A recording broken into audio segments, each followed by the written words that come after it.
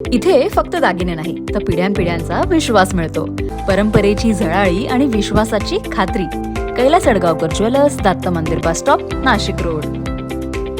सिडको परिसरातील अश्विननगर भागात चार्जिंगला लावलेल्या दुचाकीच्या बॅटरीचा अचानक स्फोट झाल्याची धक्कादायक घटना गुरुवारी दुपारी घडली. या घटनेत कोणतीही जीवितहानी झाली नसली तरी घरातील काही वस्तूंचे नुकसान झालेलं आहे. परिसरात काही काळ भीतीचं वातावरण निर्माण झालं आहे.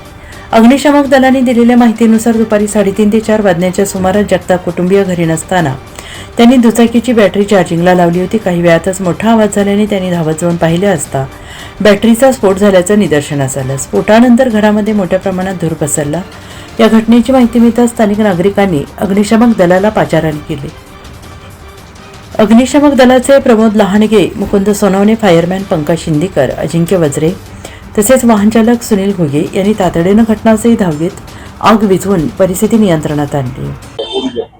आज सह्याद्रीनगर येथे एक घरामध्ये आग लागली असल्याचा आमचा सिडको अग्निशामक दल येथे फोन आला.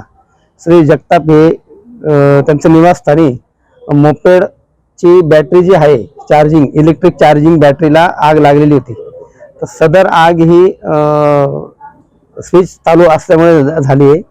तर किरकोळ स्वरूपाची आग होती, परंतु जर कधी कदाचित घर बंद असतं किंवा काही मोठा प्रकार झाला असता तर मग ते बाकीच्या संसारोपयोगी वस्तूंना लागली असते.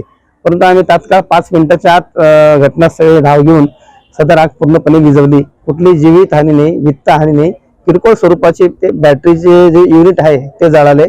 बाकी काही घरातील फक्त बेडवरती जे गादी होती फोम तेवढी जळाली. बाकी इतरत्र ठिकाणी गॅस सिलेंडर म्हणा किंवा काही टीव्ही या होम अप्लायन्सेस वगैरे त्यांना काय आग लागली नाही. अग्निशमन दलाच्या तत्परतेमुळे मोठा अनर्थ टळला. दरम्यान नागरिकांनी बॅटरी चार्जिंग करताना दर्जेदार चार्जरचा वापर करावा. चार्जिंग सुरू असताना देखरेख ठेवावी. सुरक्षिततेच्या नियमांचे पालन करावे असे आवाहन अग्निशमक विभागाकडून करण्यात आलं आहे. NCN न्यूजसाठी सचिन दिवटे, नवीन नाशिक.